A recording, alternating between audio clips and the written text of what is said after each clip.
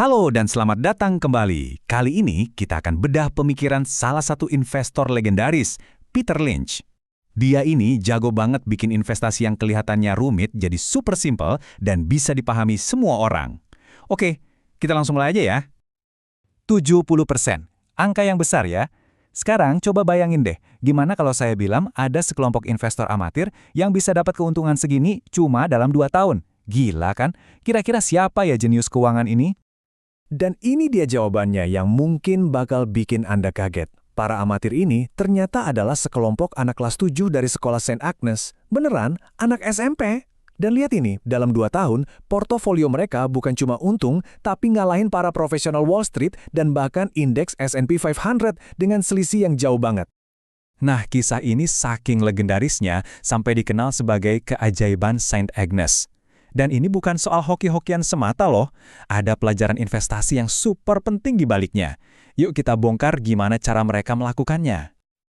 Ternyata rahasia mereka itu sederhana banget. Mereka nggak pusing-pusing analisis grafik yang ribet, sama sekali nggak.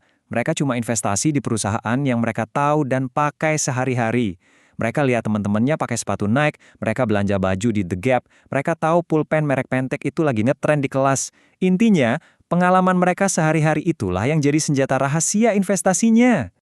Kisah anak-anak St. Agnes tadi itu langsung nyambung ke inti filosofi Peter Lynch. Apa itu?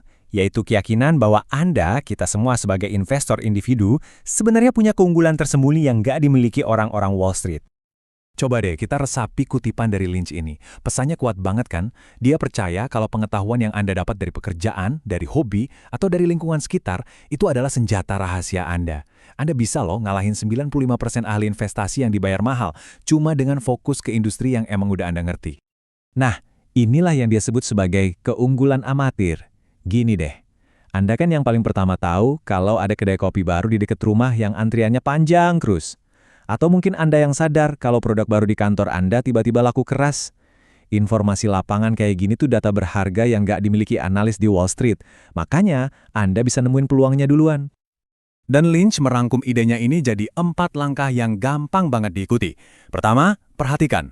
Cuma perlu sadar sama produk atau layanan keren di sekitar Anda. Kedua, tanyakan.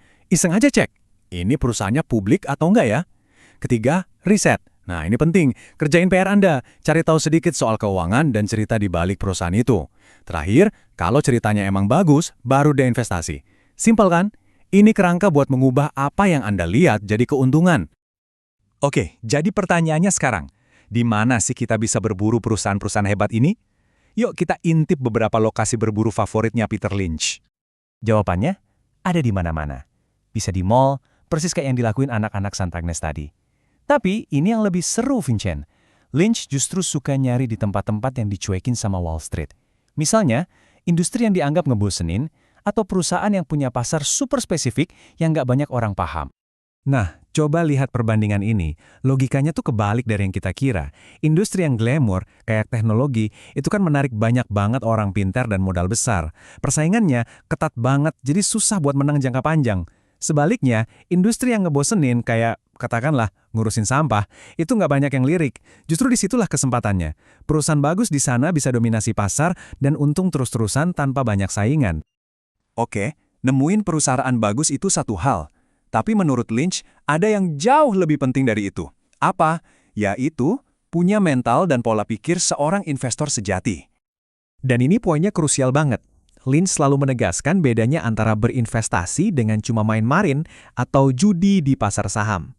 Kalau berinvestasi, itu artinya Anda memiliki sebagian kecil dari bisnis itu, karena Anda paham betul fundamentalnya. Kalau main-main, ya, Anda beli saham cuma karena harganya lagi naik, ikut-ikutan, tanpa tahu Anda sebenarnya beli apa.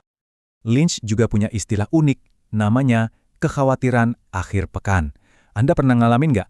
Pas weekend, banyak waktu luang, malah baca berita ekonomi yang serem-serem, terus jadi panik sendiri. Nah, itu dia. Kata Lynch, investor sukses itu harus bisa tuli sama semua gosip dan kebisingan media yang nggak penting ini. Dan data ini nunjukin kenapa kita harus tenang. Lihat deh, dalam jangka waktu 70 tahun lebih, punya bisnis alias punya saham, itu ngasih imbal hasil 2 kali lipat lebih gede daripada minjemin duit ke pemerintah lewat obligasi. Padahal dalam 70 tahun itu udah ada krisis, perang, resesi, macam-macam. Tapi tetap, dalam jangka panjang, saham juaranya. Kutipan ini ngena banget. Intinya, buat investor yang udah siap, pasar yang lagi anjlok itu bukan bencana. Justru sebaliknya, itu adalah sale besar-besaran. Momen di mana perusahaan-perusahaan keren diobral murah cuma gara-gara semua orang lagi panik. Oke, sebagai penutup, mari kita rangkum semua ini jadi beberapa aturan emas dari Peter Lynch yang wajib kita ingat. Aturan pertama, dan ini yang paling fundamental, ketahui apa yang Anda miliki. Paham betul bisnisnya. Ada tes gampangnya. Kalau Anda nggak bisa jelasin cara kerja perusahaan itu ke anak umur 10 tahun pakai krayon, mending jangan invest di situ. Simple itu kuncinya. Selanjutnya, jangan ikut-ikutan orang banyak. Hindari saham yang lagi heboh dibicarain.